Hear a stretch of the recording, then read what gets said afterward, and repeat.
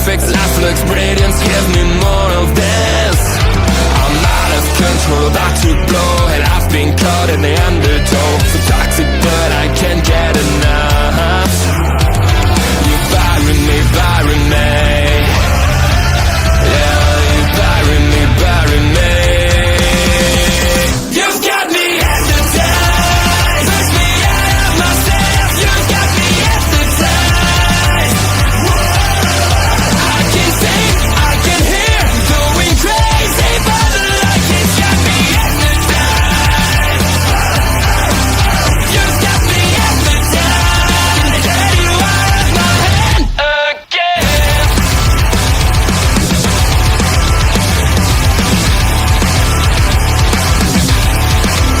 Is it wrong?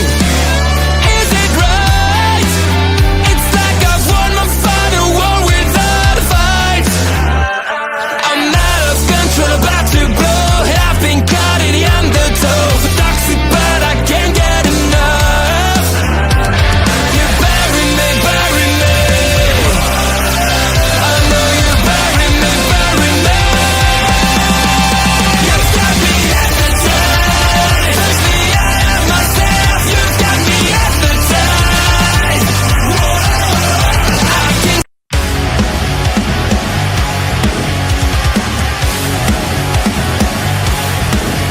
Please note.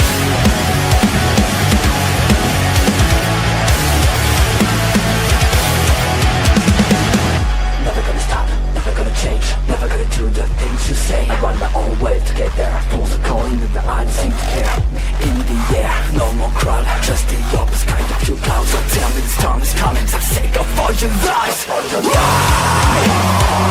Why don't you try to be wise?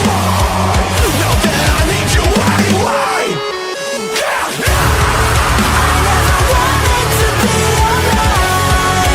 Just to feel like I'm fading. And though my heart breaks a beat down, I cross the ledge just to tell you. Don't lead the way, don't even say that I drown with a drowning in the rain. I feel like I'm fading. Please note.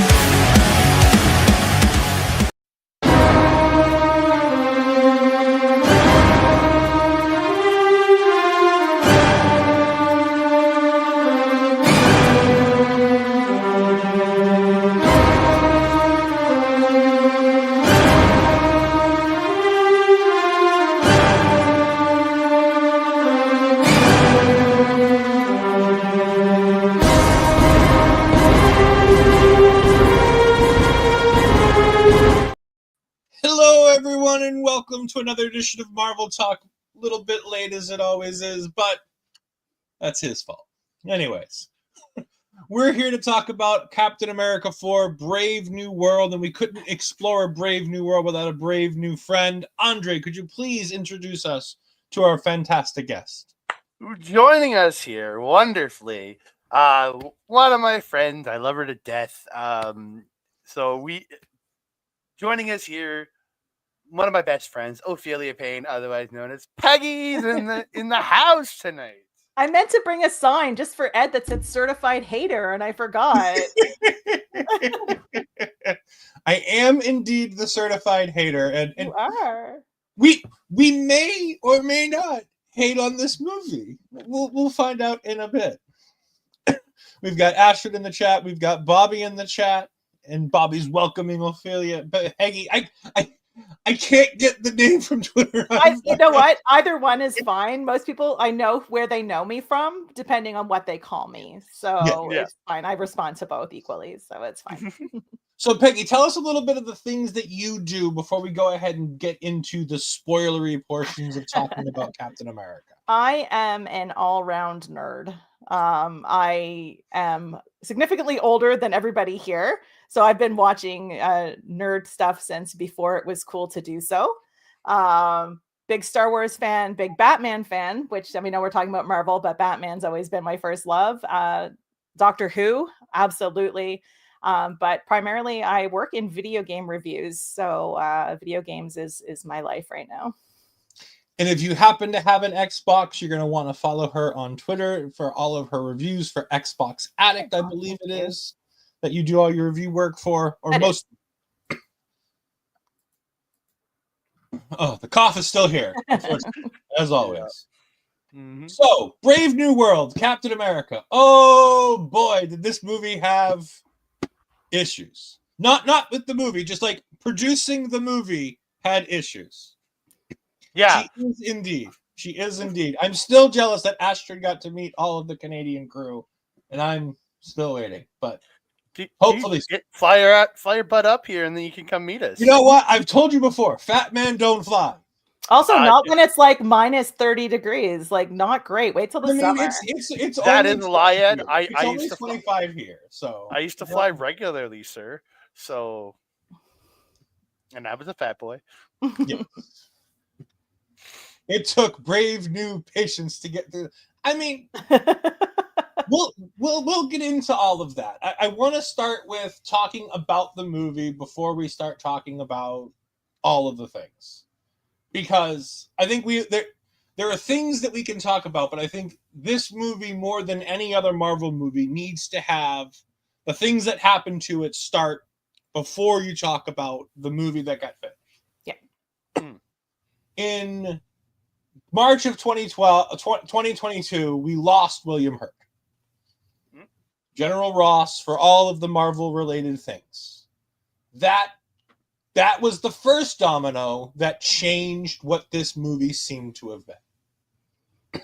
We then got added to this cast, Harrison Ford. Harrison Ford approached Marvel and said, I don't know what you guys are up to. I'd be interested in doing something if you think there's a role for me. They went, this will work. Harrison Ford's a name. We need to replace Thunderbolt Ross. This could be fun.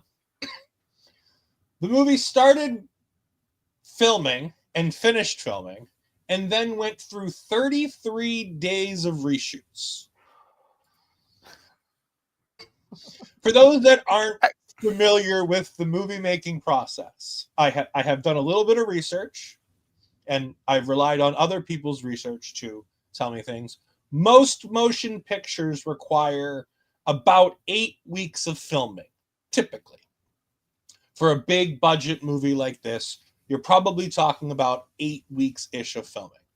So when you talk about having 33 days of reshoots, you're talking about a little over a third of the original filming that got redone. This movie has 5 different writers. Rob Edwards, Malcolm Spellman, Dallin Musson, the director Julius Ona, and Peter Glanz are all credited as writing the screenplay for this, as well as Rob Edwards, Malcolm Spellman, and Dallin Musson all being credited for the story. Needless to say, this movie faced a lot of obstacles on top of a writer's strike and an actor's strike in between filming and release of this, which continued to hinder the story that went on here. As many of our fans will know, because most of our fans are also wrestling fans, Colby Lopez, better known as Seth Rollins, was originally cast in the role of Sidewinder. No, he wasn't. He was. They said he was a member of the Serpent Society. He never actually got named. He has said in an interview that his role was repurposed for Giancarlo Esposito. I don't believe anything he says. He's a pro wrestler. I don't believe a single word he says. I am quoting Seth Rollins and saying his role got repurposed. He was indeed a member of the Serpent Society. We still see 2. So he wasn't Diamondback, because that was supposed to be the role that Rosa Salazar played. She was also repurposed. Either way, he was supposed to be a member of the Serpent Society. He was supposed to be a large portion of that original Serpent portion of the story. Mm-hmm. So, that being said, before we go into spoilers, what did you, Peggy, think of this movie having heard all of that and having seen this movie? It's funny because I was talking to Andre about it because I mean we went together to see it, and I think it suffers from the same thing that every Marvel movie does, where people have expectations that are just ridiculous. And I'm happy if I go see a movie and I escape reality and have popcorn for 2 hours.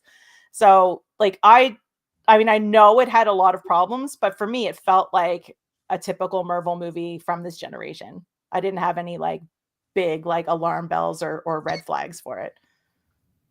Yeah. Andre? Yeah, I'm in the same boat. Like again, you know what my perspective has been on a lot of the movies, especially since Endgame, is that I'm a lot more forgiving than a lot of people. In like again, like Peggy, I just want to see them put something. And again, I look at this entire Phase 4 and Phase 5. In my personal feeling, I don't think there's been a bad movie out of them all. Everything has had some. And again, I know your thoughts on Love and Thunder, but even in that movie, there is stuff to enjoy. And as long as I can go into these movies and have a good time for a couple hours, and just and don't get me wrong, I got giddy. She knows I'm sitting there going at points in the movie Yeah. when things are happening and We were reveals both doing of yeah.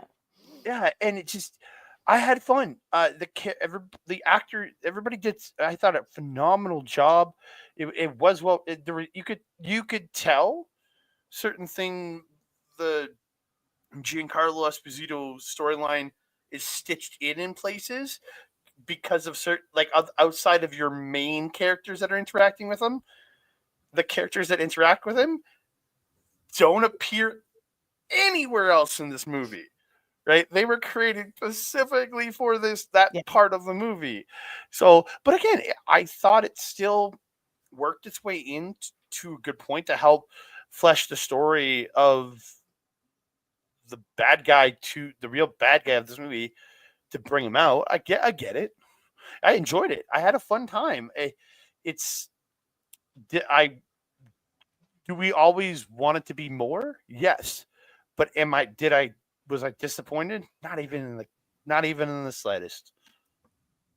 I think too that it had a few little things that I really liked, and I mentioned it to Andre as well, was that if you haven't watched every single bit of Marvel content going into this movie, I think they did a really good job tying it into this movie for people who may have lapsed or may have forgotten about certain things from certain movies or TV shows. Like, not everybody can consume everything. So I think if you didn't know about certain storylines, it made a really good point of making sure that you understood that this was important and where it was from. So if you wanted to go and look it up later, you could. Yeah, I thoroughly enjoyed this movie. I had a great time. However, it's not something I expect to revisit very often.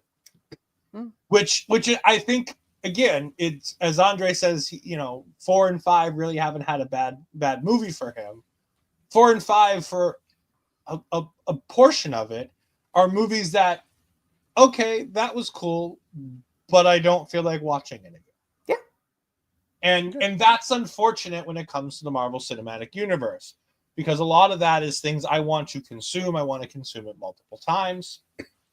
And I think this movie did a very good job of, without knowing all the things that happened, it looks like a good movie. And then you start taking in the reshoots and you start really being able to tell the parts that were here, there, and everywhere. And you can see a bit of the story kind of zigzagging and being taped together. However, I think that everybody involved in this movie did a very good job. From Tim Blake Nelson to Giancarlo Esposito to Danny Ramirez was so good in this movie. Yeah. Harrison Ford, I think, did a fantastic job filling in for William Hurt here, for doing and feeling like the same Thaddeus Ross that we've known and love, and being different. And Harrison Ford, he's the person. If you need somebody to play an old white guy president or just an old president, you call Harrison Ford. The man is the king of playing the president. He's done it multiple times. He did a great job. Yes. Yeah. You could just feel an old white guy and just leave it at that. And Harrison Ford. He's just Harrison Ford. I mean, like, he could play anything and everybody would be like, okay. Like, it's- And then, of course, Anthony Mackie. I think Anthony Yes. Mackie did such heavy lifting in this movie. So much lifting in this movie is done by Anthony Mackie. And I Mhm. feel like I feel like numbers might ruin this for Anthony Mackie, and people will forget how incredibly likable, incredibly good he is at what he does, at being Captain America. Not Yeah. being a black Captain America, but being Captain America, period, end of story. Yeah. We Again, have Bobby. he's- Go ahead. I was saying we have Bobby popping in. I watch slasher films religiously, so I'm very forgiving. This movie was okay, but it was far from the memorable movie that I think it could have been had it not been hit with so many issues. And again, it's not just that the script had a problem and they had to continue rewriting things. It's any movie that was filmed before a strike, had a writer's strike, had an actor strike, and then somehow got cobbled together to be a serviceable movie is a But how do miracle. we know that what we were going to have before was better? We don't, We don't. because we We have haven't no seen that idea. cut, right? So Agreed. Because again, there's a reason they reshot. yeah, There's a reason I'm they. assuming it they- didn't test well. There's a reason they scrapped the superhero style Serpent Society Mhm. for Giancarlo's just badass, like hitman style. Mhm. It again, it might have just been a cheesy, blustery garbage for all we know. I'm not saying it was, but it's hello, Mella. I love you. And since Mel's here while Andre's talking, I'm just gonna, for no reason whatsoever, for no reason, just because we're No in the reason. same, we're in the same brand, so I can do that without changing anything and Yeah, make Mel but- make noise. Yeah, and it's just I look at it all of I lost my train of thought. Thanks, man. I threw up Eddie Thorpe and used The before and after picture, before and Yeah. after movie. Yeah, Eddie Thorpe's a handsome gentleman. Come on. I mean, Eddie Thorpe is indeed handsome. Just Did getting bored. anybody sit there yelling "Get off my plane" while watching this? I thought Harrison Ford was going to say that "Get off my boat," but he didn't say "Get off my boat." Which As was, someone who just finished playing, well, relatively recently, the Indiana Jones game, all I could see was Indiana Jones on my screen, and that was a problem too. But that's, a personal problem that other people probably did not have quite as much. Corey joining us saying, "I'm such a fan of the Super Smash Brothers movie that I kept calling Sam Captain Falcon." That's funny. That's very like it. funny. I like it. And then, of course, late on the screen. Yeah, she's not on Indeed. screen to do it, so All right, we are now going to enter spoilers. Normally, I would have a ticker for this, but I want to keep Peggy's stuff here, so I'm going to put Peggy's stuff up. We're going to leave that here, but we are entering the spoiler section of this movie. We're going to talk about the things we really liked and the things we didn't like in more detail, with being spoilery. So, for people like Astrid, who I know hasn't seen this movie, please go ahead, mute, leave the chat, just leave the tab open. We'd appreciate that, if nothing else. just put us All on mute and just watch us talk. But you don't know what we're saying. You'll be fine. Exactly. Things like that. All right, let's see. Spoiler alert: Cap entered an brave new world. Yes. I'm watching it over the weekend, so it's fine. Well, if you don't mind having it spoiled, that's fine too. I also think it's Marvel. It's not something that's, yes, it's going to have spoilers if we talk about it and you listen to us, but it's not something like earth shattering, like a big plot twist that you don't see coming either, I think. Yeah, because everything was in the trailers. Yes. There was no real. There was some stuff that wasn't, but like majority of what's in this movie is in the trailers. Other than the crush. and so many things that were in the trailers weren't in the movie. But again, we'll talk about that later. Andre, why don't you go ahead and start here, giving us your spoilery thoughts. What was the one thing that you really enjoyed about this movie? The freaking suit. Oh my god! So we're sitting. Me and Peggy are sitting there at this movie, and it's the fight at the beginning starts, and he starts going into it with Sidewinder, and his suit starts to glow purple. And I'm just like, this is where I'm starting going, like, I start getting all giddy, and then Peggy's beside me going, she's reacting to it too, because we both realize he's got Wakandan tech, and he's got the Wakandan tech to absorb, and he now can use the shockwave power. I don't know what to call it. Kinetic energy manipulation. Kinetic energy. That it is. But that suit and the mask, how it's the Iron Man nanotech mask to like, so you don't have to wear that stupid cowl. So one thing I didn't like about his suit from Falcon and the Winter Soldier, it's like goddamn cowl, and they did it such a good job because the way you want it, Mackie looks so much better just with the goggles as his thing. And again, he's a public superhero. He doesn't need a cowl.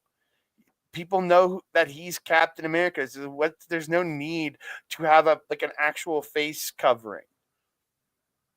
No.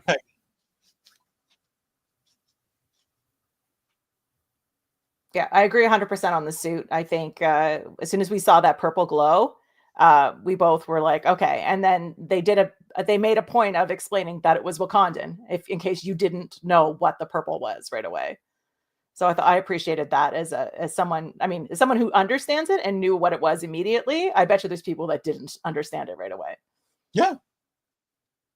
For me, one of the things that I really enjoyed with this, and I said it when we were talking about some of the people in this movie, Danny Ramirez shines in this movie as Joaquin Torres.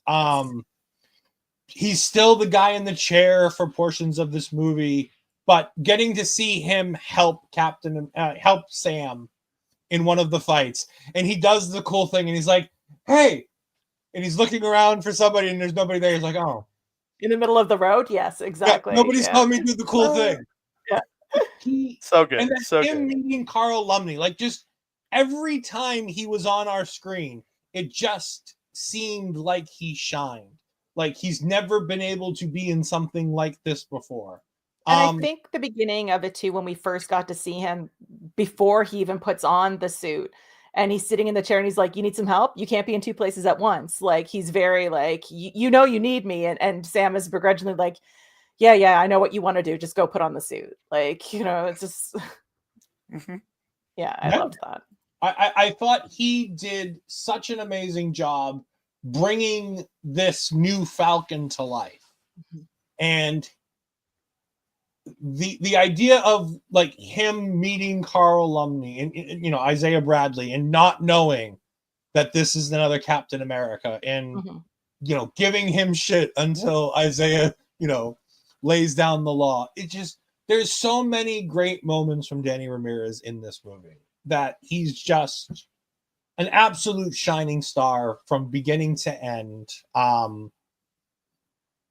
And I want to see more of him. I'm worried we might not see more of him based on how this movie goes and how the box office goes. I'm worried we might not see it much more from a new Falcon. But I love the redesign. I love the green. It's a very comic accurate Joaquin Torres kind of Falcon suit. I thought it looked great. I thought he did great. I also want to shout out, I know a lot of people do, critique on this. I thought the CGI in this movie was really good. I didn't notice a massive amount of issues with the CGI. I thought all of the Red Hulk stuff looked fantastic to me.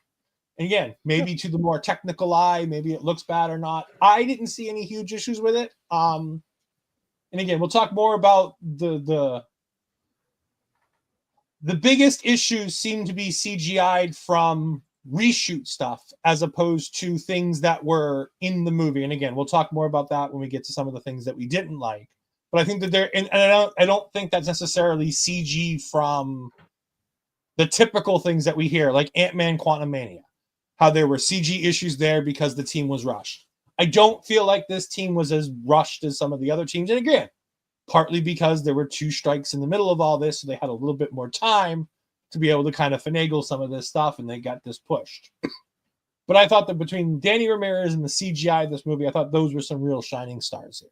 I thought some of the fight sequences were incredible too, like that very first one in the church. Do you want to talk about the wrestling moves, Andre, that got us super excited? the freaking power bomb or the doctor, even doctor bomb too. 'Cause there was like the from the side up and bad just power bombs through the table. Yeah. Yeah, Yeah. we have Corey Michaels copying in saying, considering the quick turnaround after the reshoots and the rewrites, the end result is kind of impressive. Some parts made me feel like Marvel cut their losses. And again, I think we'll get to that when we start talking about the rewrites and how the story elements and talking more about that a little bit later on. Peggy, what were some of the things that you really liked about this movie? Absolutely the suit. There was, Anthony Mackie was adamant that he did not want to wear the cowl. He found it incredibly cumbersome and hot, and he didn't want to wear it. So that was his choice, and I'm glad that they went with that because I thought the look for him was absolutely incredible. Also, little nod to Anthony Mackie. Why is it every picture of him looks like he knows something about you that you don't want anybody else to know? Yeah, there's something about him that's just like he's super suspicious, but I kind of dig it. Yeah, the suit was incredible. I loved the fight scenes. I think opening up with a massive fight scene in the church made perfect sense. I mean, it's Marvel, right? Give me people beating bad guys up right away. And Giancarlo, I mean, always an incredible bad guy, right? I was so happy to see him in this. Like everything he watches when he's a bad guy, I'm like, yep, yeah, he's a bad guy. Yeah, absolutely. Yeah, I thought Gina, for having a role that wasn't originally his and having 30 days to kind of do his stuff, I thought they got a lot out of him without him feeling incredibly forced in. Mm-hmm. And I say incredibly because there are parts of this movie where it seems like he's an exposition machine for things that were in another cut of this movie. And I kind of want to see the bad cut. I want to see the original cut. I want the Rollins cut of this movie at some point. Like And I want to see if we got Demolition Man because we did, but we didn't. You know, we got the character, but we didn't actually get the character. That's actually a name I don't know. Yeah, he was the head soldier that got the phone call and was going to break all the news and then got killed by the big bad at the end. You know, like that was Demolition Man. Oh, okay. Yeah, but again, I don't think he existed before the reshoots because to me, he is a dude written in purely for reshoots. Mm-hmm. There are okay. So I'll be right back. I apologize. So there is a scooper who supposedly got in. I'm sorry, there was somebody who posted spoilers of this movie, of one of the original cuts, Mm-hmm. and the only thing they got wrong from the final product that we saw to what they claimed that was going to happen was that Amadeus Cho was the one who found out about the Red Hulk pills, which would have been interesting because in some forms of the comic, Amadeus Cho is a Hulk. So Yes. It's a very interesting thing to do. And yes, Dunphy, he got all the bad-handed poker. Mm-hmm. Yeah, poor Dunphy, but yeah, definitely one of those interesting things. Did you want to talk anything about some of that stuff?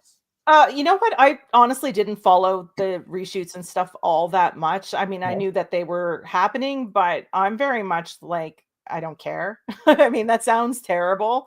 No. But I feel like the movie you get is the movie you get.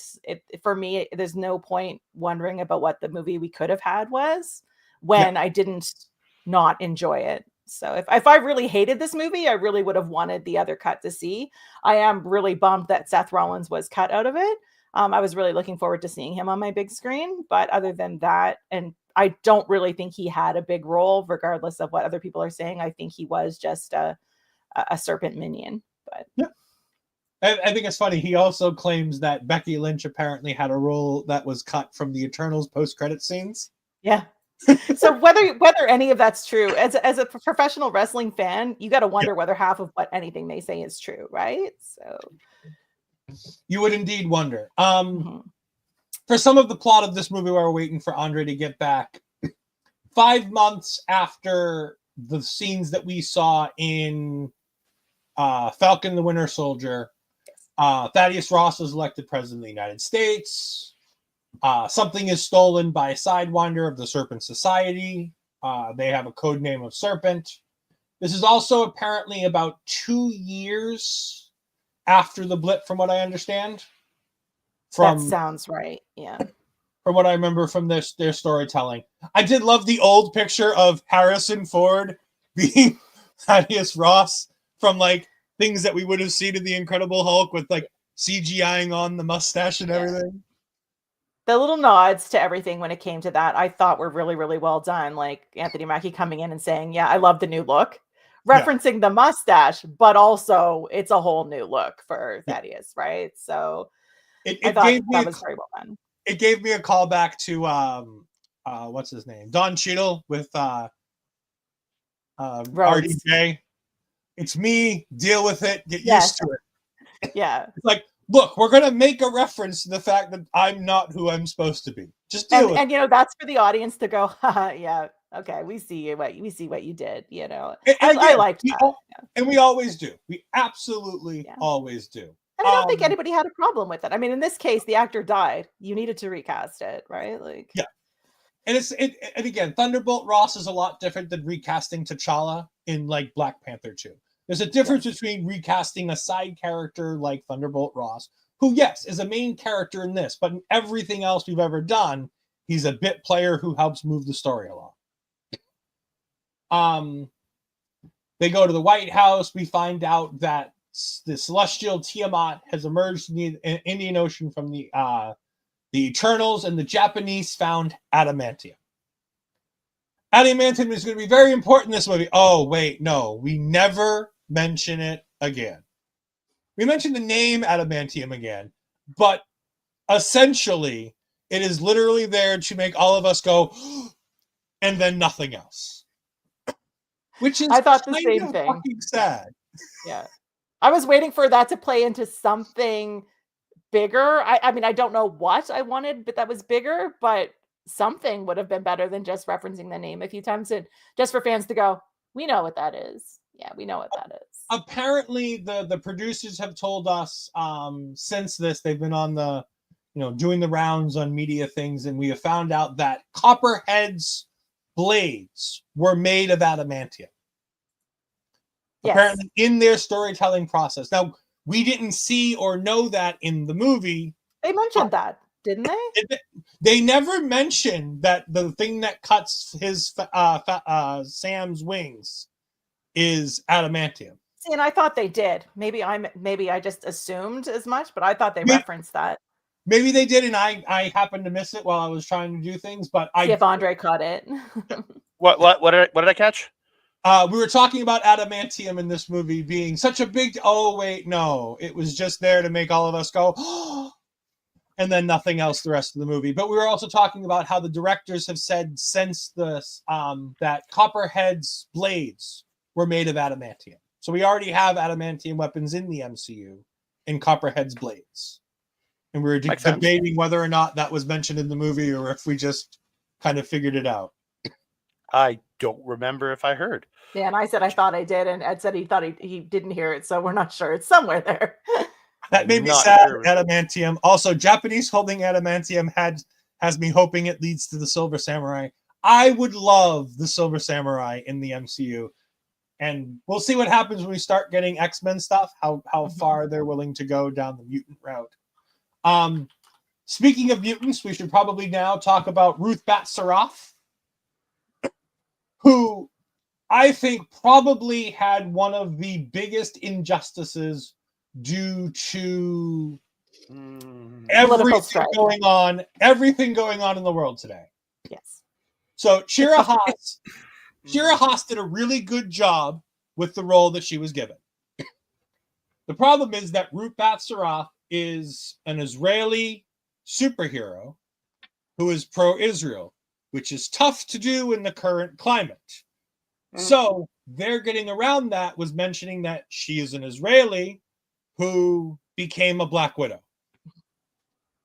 I think that was smart, but also I feel bad for her because when you look at a lot of the trailer footage that she's in, it seems like there were action scenes that she was supposed to be a part of that seem to have gotten cut from the movie.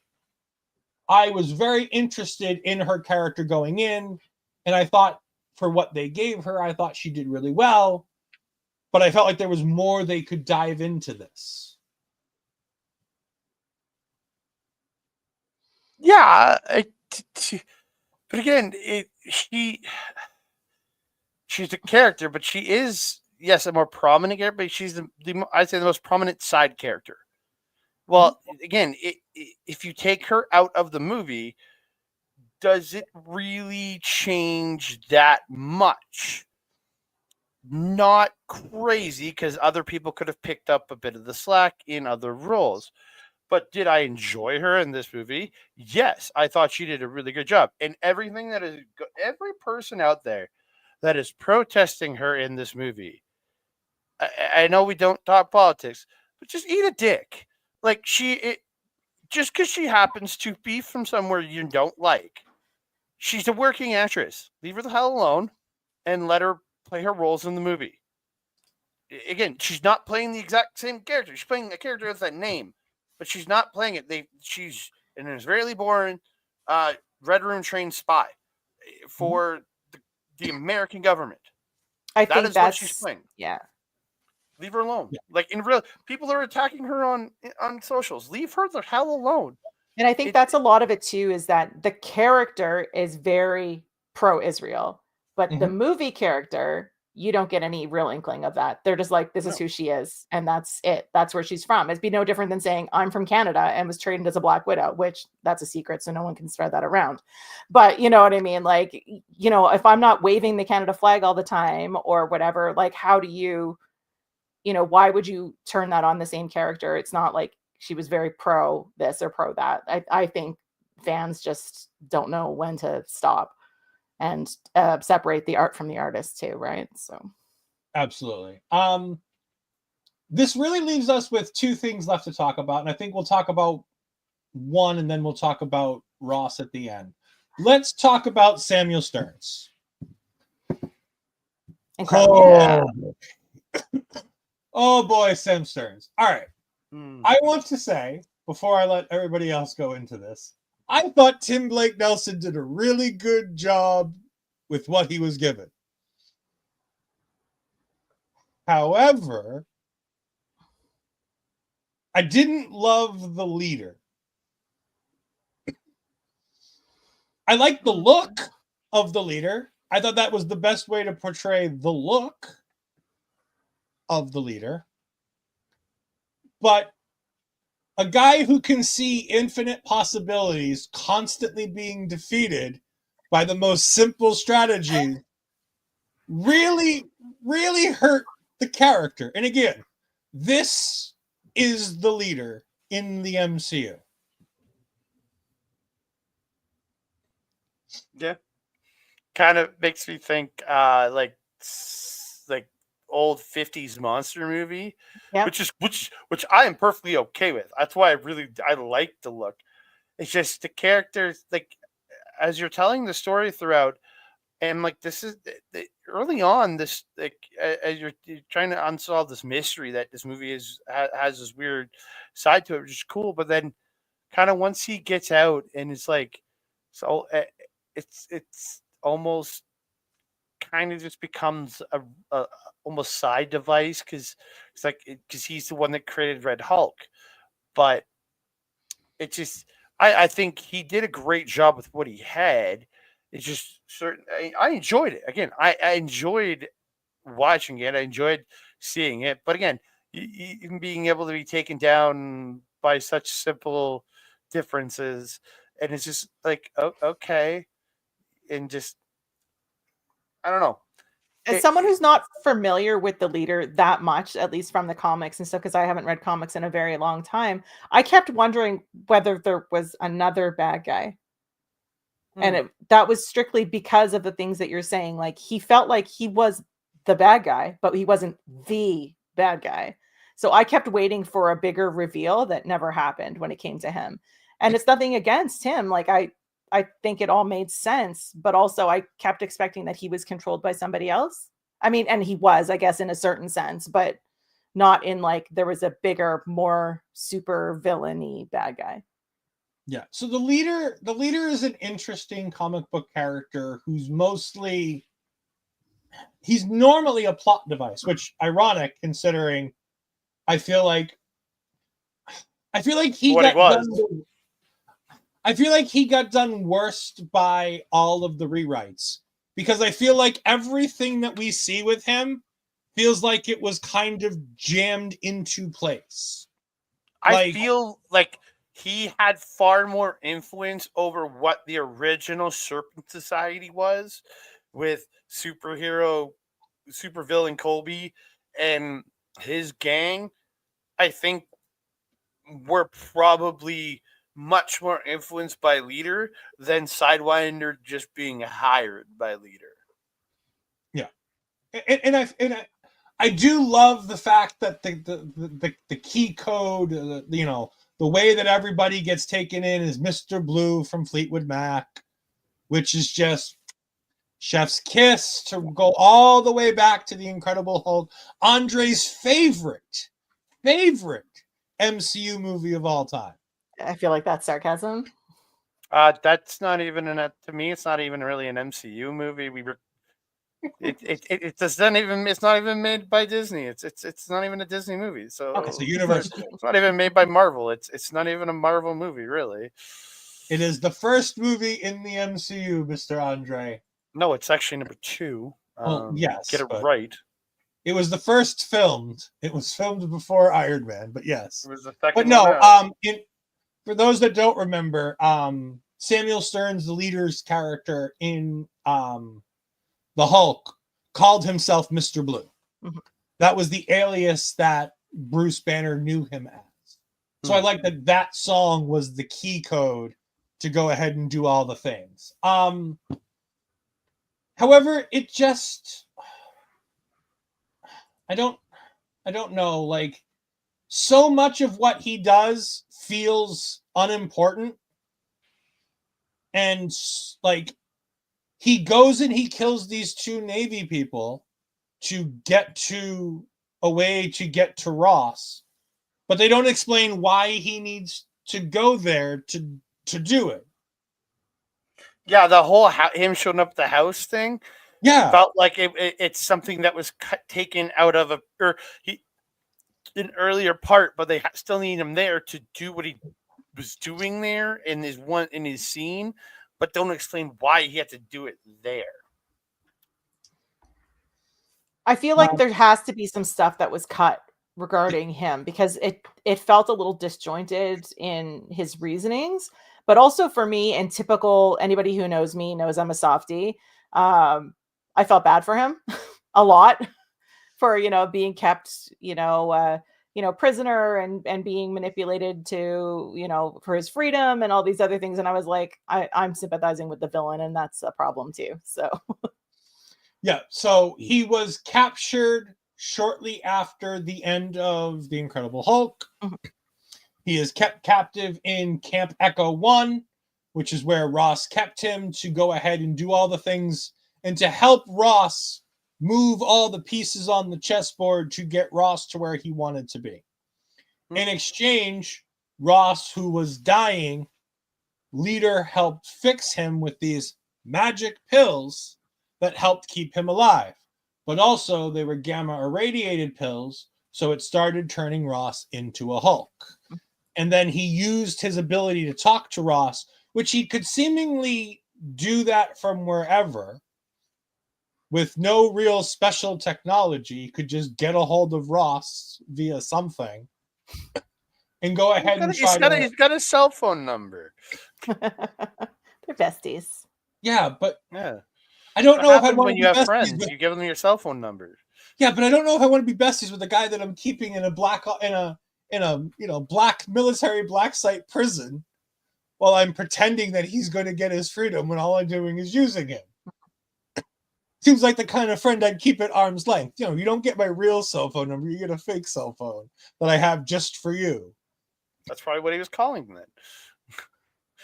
That's what he kept calling was his other cell phone. We then get to talk about the Red Hulk. Are we going to talk about any of the other like little minor characters that we got teased from the comics that never really transpired into anything?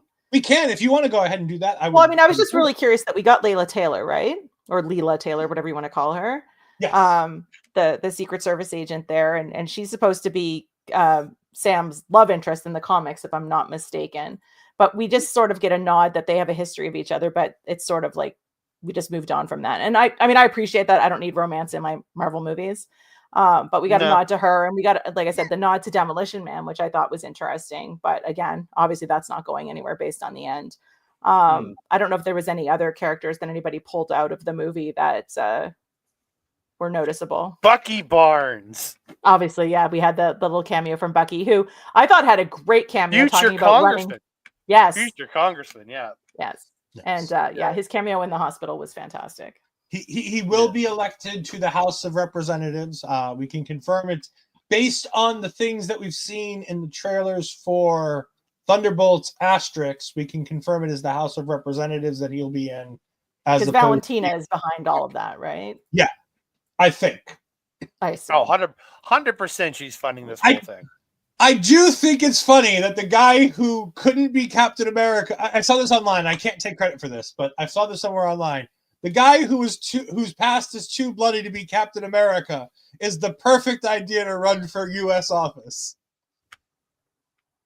Shows what politics is like now. And again, Ruth's little nod to his age made me laugh like out loud like a crazy person in the theater, which was Oh, dude, she burst out laughing. She burst out laughing during that. He's over 100 years old. I can work with that. I was like, it's me. Like, hey, age is nothing but a number, right? It's so true. Yeah. So here's the thing with going back to Layla with her friendship with Sam. He's like, I got a friend in the White House. I'm like, oh, cool. We're gonna get more interchange with like the power broker. No mention of whatsoever. Yeah, I was so disappointed there was no Sharon Carter at all in this movie. Yeah, none. Like not even a scene. Like, how are you going to say I have a friend in the government, not do anything with Sharon Carter, and introduce to a character that we've, one, never met, and two, still, by the end of this, other than her being a friend of Sam's and a Secret Service agent, know nothing about her. I honestly completely forgot about her after the movie. I completely forgot about her as a character. Again, she was there. She in her scene she did fine, but again, she didn't do anything to stand out really. And that's I think the problem. So, and I think she was just in there for people like me who were like, I know that name. Why do I know the name? And then I had to go back and figure out why I knew the name. So, Sosha Rockmore, I believe. I don't know how to pronounce the first name. Sosha Rockmore. Sha. Yeah. I'm just going off of the dude from Cobra Kai, Zolo. So I'm getting Zosha. I'm going to guess Zosha here. So Miss Rockmore did fantastic work with the work that she was given, but God, they could have given us an inkling more about who she was and why she's there. Yeah. Again, this isn't even really a tease for it either. Like it just seemed like we know each other, but it didn't. Like again, it didn't tease the character in any way for the relationship that is supposed to be there between the two. And just like another character that could have just not really existed at all, or you could have had as a Sharon Carter or a quick Rhodey. A little like Rhodey could have been playing the contact. Just you know what I mean, like. Yeah. And then we have Harrison Ford, Thaddeus Ross, Red Hulk. And I want to let Peggy go ahead and talk a little bit about this first. What were your thoughts on the Red Hulk? What were your thoughts on Harrison's work throughout this movie? I love Harrison Ford I love Harrison Ford. The man can do no wrong. However, he is starting to show his age. I see that in a lot of things he does. At his presentation that he did at the Game Awards, I was like, someone needs to take care of him. I mean, I think he was a great substitute in this role. I don't have any problem with how he played the president. I think he made sense. Typical old white dude. I'm just gonna say it. Um, I'm not really familiar with Red Hulk from any of the comics. So this was all new to me. So I don't really know if this was how he comes up, like how it sort of transpires in the comics. But I liked the CGI. I'm really surprised we didn't get the Red Hulk a little earlier in the movie. I think I said that to Andre as well. I think only because we saw him so much in the trailers that I assumed this movie was more about him being the baddie, I guess, than the leader. Andre? Man, I think he's great. I love me some Harrison Ford. Again, I've always loved him since the days of Star Wars. Again, I grew up as a Absolutely. huge Star Wars fan. Han Solo is one of the greatest characters of all time. I don't think there's a better character that exists, I think, in all of media. But it just he did a good job. And again, they did the old switching out of the character thing. Like, I love the new look. And he's like, yeah, I had to get rid of the mustache. I love that they did that, like those nods to roadie, the roadie change, when they've had to switch out people and change looks, and just having, like, I like that that nod there. And again, I think did good a job. But yeah, I don't think we got enough Red Hulk. But again, I really think he embodied the character and what the best representation of what somebody trying to fill in for William Hurt would be, because William Hurt was fantastic at playing that character. And again, it's a tall order, and I don't think there's really many other person that could do what he did, because he, again, and just to do the character, he went from being President James Marshall to being Dr. Richard Kimball. Right? You know what I mean? Like, it's that switch. I love it. It goes, I love it. And again, the fight scene that they did for Red Hulk was really cool, and how he did kind of tear apart the wings and stuff. And just, I don't know, I really did enjoy him. And when he's trying to deal with the Japanese prime minister, I thought those two had a really good back and forth there.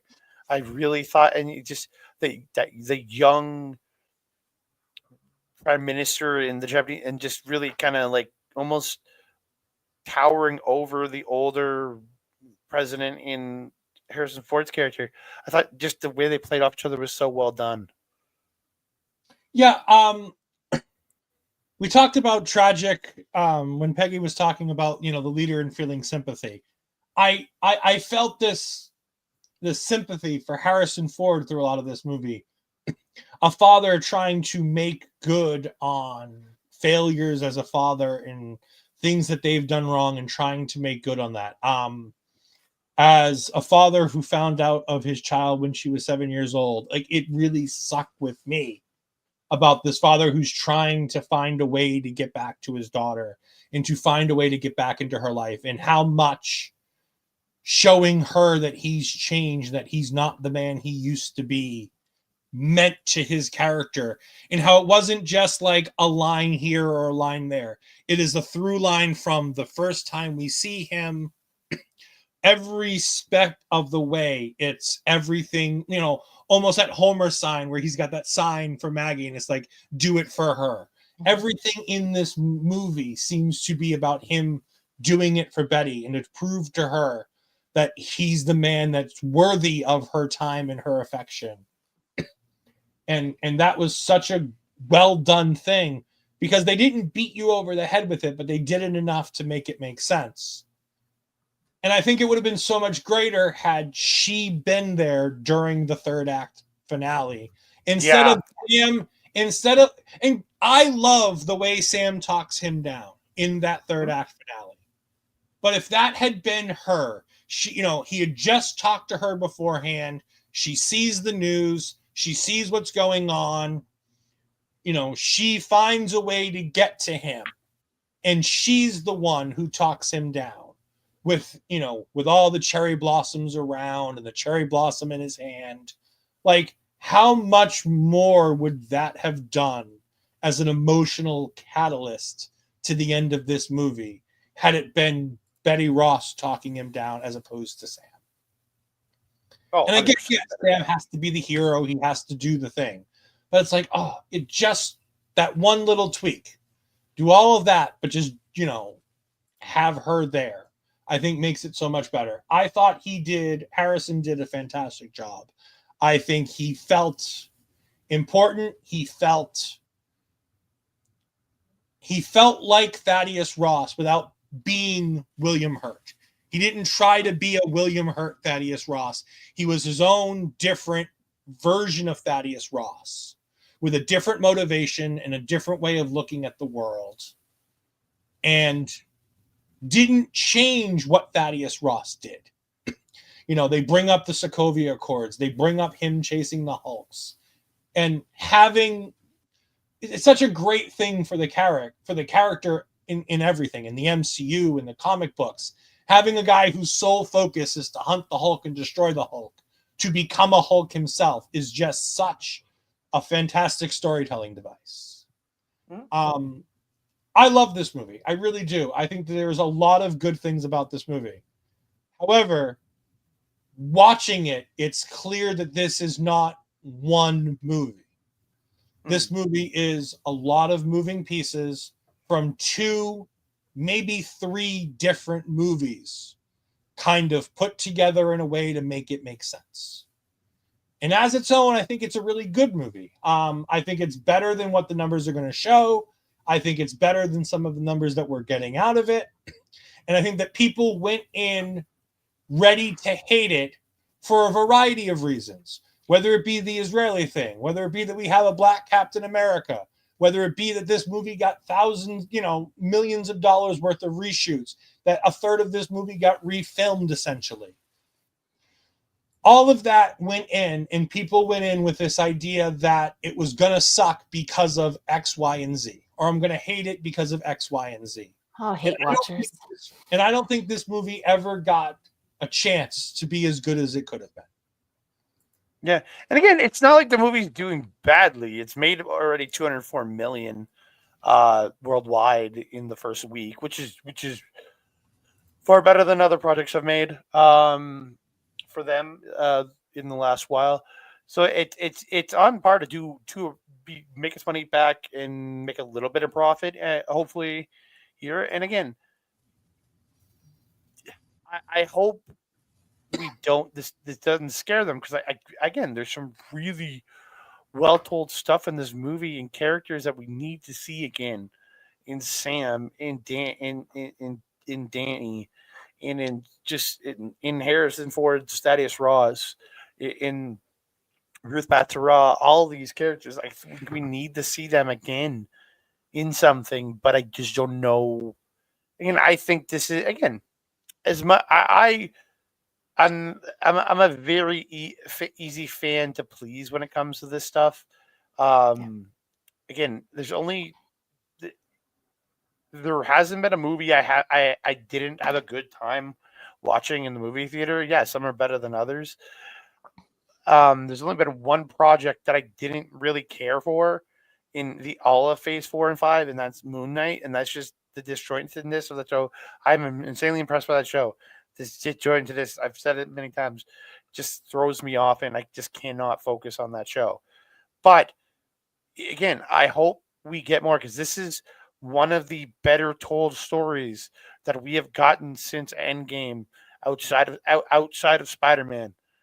And I hope that we get more of this and more Anthony Mackie as Cap.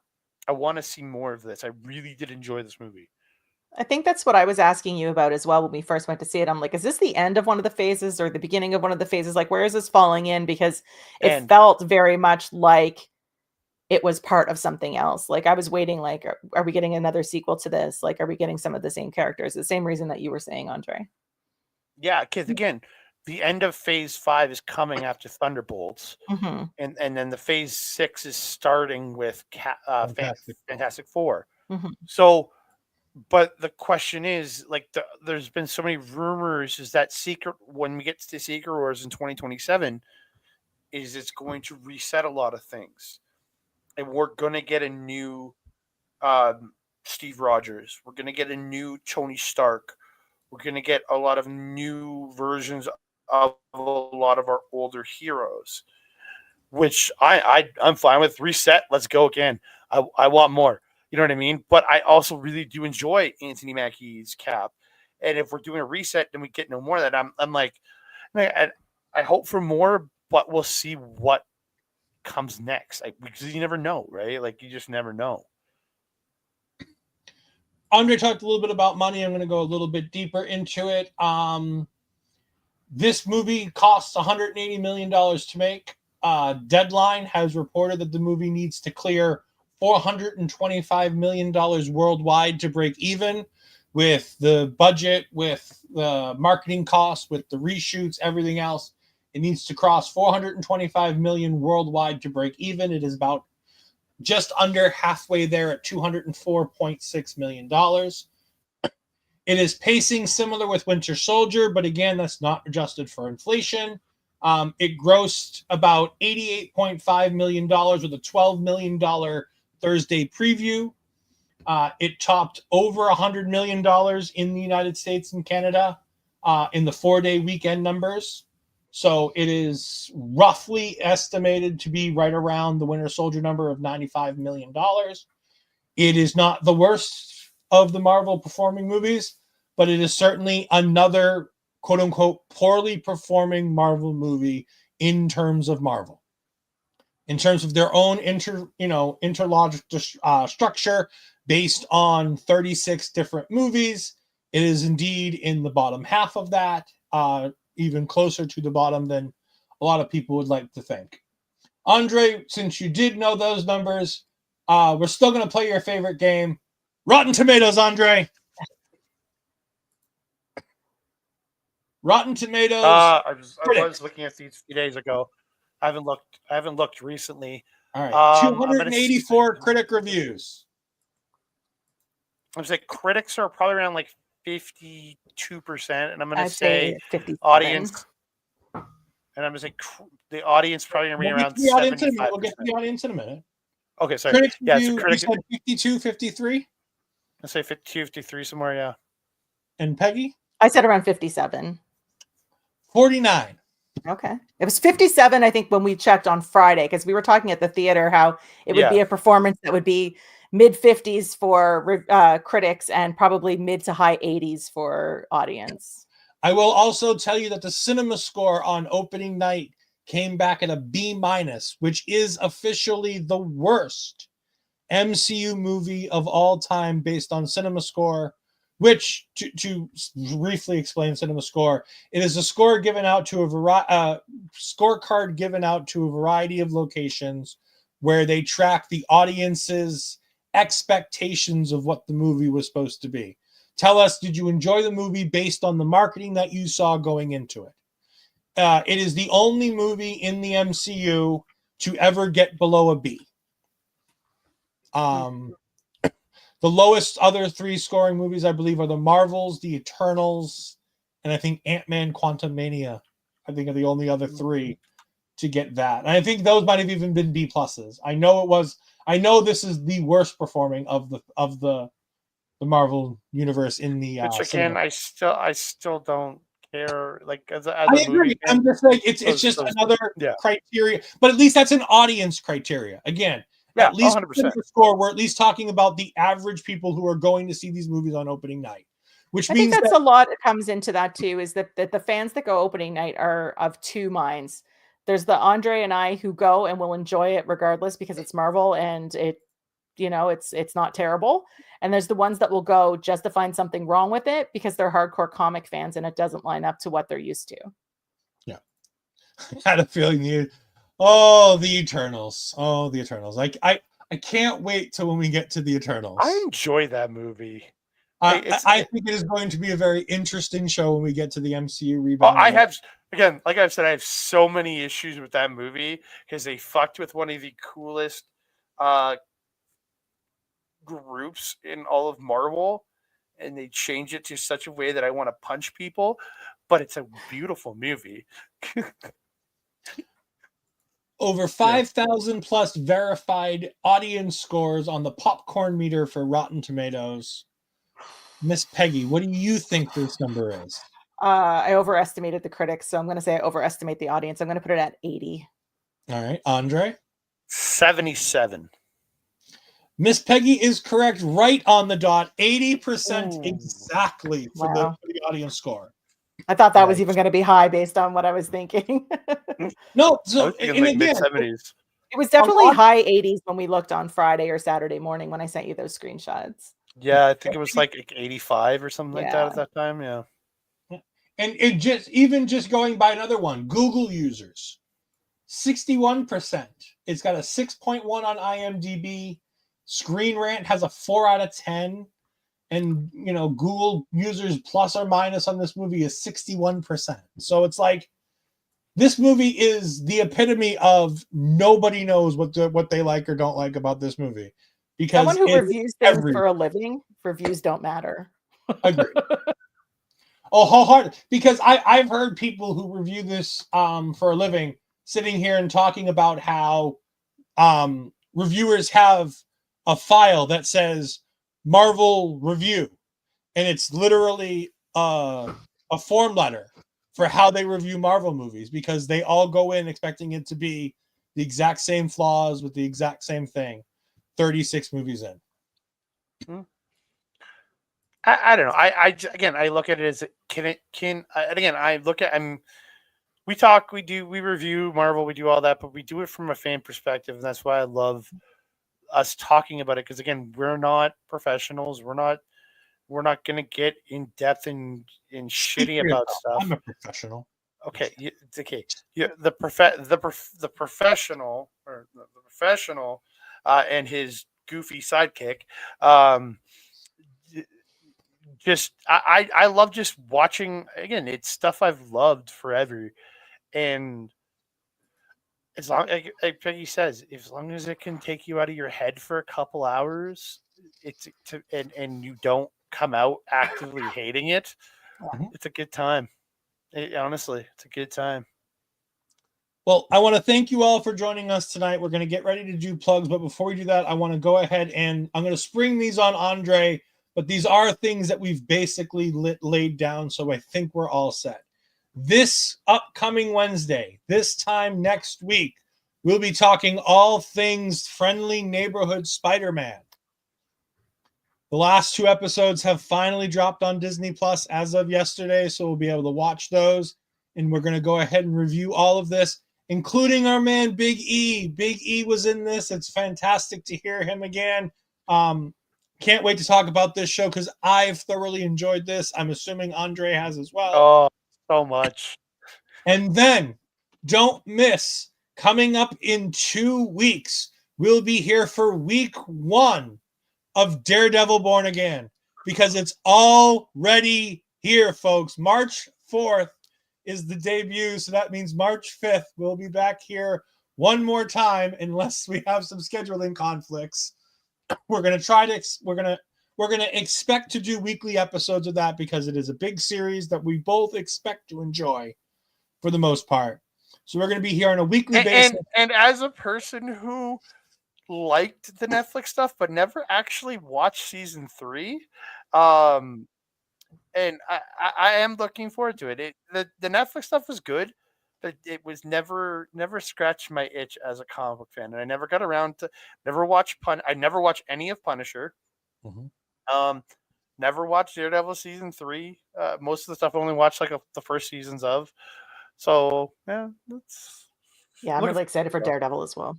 Yeah, I think it's going to be a great time. Peggy, you're more than welcome anytime here. Just let me or Andre know if you want to pop back in. We'll be glad to have you for any of these shows. And tell the good people where they can find you, what types of things you do, and is there any wrestling-based shows or reviews that you've got coming out in the near future for gaming? Sure. You can find me on Twitter. I refuse to call it X, but Twitter, Instagram, Threads at _Ophelia_Payne. Blue Sky, where I'm more often than not now, just at Ophelia Payne over there. Most of my reviews are up on Xbox Addict. I dropped a review today for cat rescue. So I got to live out my fairy tale life of being a crazy cat lady. So that was super fun. Right now, I just finished playing the new Lost Records game, which is by the original devs of Life is Strange, and it was exceptional. So I cannot wait to get that review out to the public. Wrestling wise, Monday, Tuesday, and Wednesday, I do watch alongs with JPJ on Monday, Tuesday for Raw and NXT, and on Love Wrestling with Boris for Dynamite.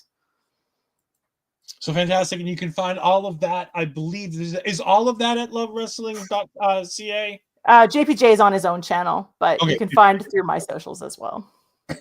So go ahead and make sure you do that. Ophelia is a fantastic friend of ours. We love to have it. I'm looking forward to your review of WWE 2K25 coming out, hopefully in the near future.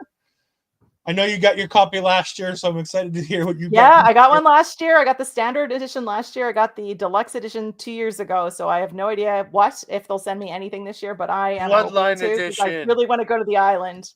Really want to go to the Bloodline island. edition. But I'm hoping for. I'm so sad that they're not doing it for Steam. I am so pissed that I have the Bloodline edition and no island to visit. I am not on the island of relevancy. So that says a lot about you more than the game. So yeah, I'm a poor man. I'm a very poor man. But you're buying the most expensive version? I do buy the most. So I take my tax money every year, and the one game that I make a deal with myself. The one game that I get myself every year, I always indulge on myself at tax time because it always comes out around tax time. Mm-hmm. I always indulge and I get myself the most enjoyable version of WWE 2K25. And if you play online, the deluxe edition or the Bloodline edition is going to be worth it if you play online. If you don't play online, it's probably not the best edition for you. I like my faction. I play my faction. I don't do a ton of it, but I do enjoy doing a little bit of my faction. So having 140,000 VC will be fun for opening packs. I'll probably do a little bit of that on stream this year. But yes, so make sure that you go follow Ophelia at all the wonderful places. She is a fantastic person, great friend of the channel, absolutely loves going to wrestling shows with Andre and Mel. She is part of, as I've heard described, the Horde. Yes, Horde. Make sure you get it right. It's not the other word that sounds a lot the same. Join the Horde. HOARD. Horde, like a dragon's horde. No. HORDE. Oh, Horde. Okay. I didn't spell the other one, so we're fine. I still didn't. Not with a W. We're all good. We're all. I did not spell that one. I suck at spelling. Andre, tell the good people where they can find you, what you've got coming up this week. Oh, you can find me on Twitter and Blue Sky at that Canada guy, TikTok, Instagram, and Threads at that Canada dude. You can find me on Facebook at Andre Melville Wrestling Talk. You can also find me over at my YouTube channel, youtube.com/at Andre Melville Wrestling Talk. I am very sorry to everybody. We were supposed to have content coming up this week, but I got very sick over the weekend, which pushed this show to today. And so we will be having more content coming out next week. We're going to get a bunch of stuff filmed that we meant to get filmed this past week, but I got very sick this weekend. So I did it in missing wrestling too, which is not me.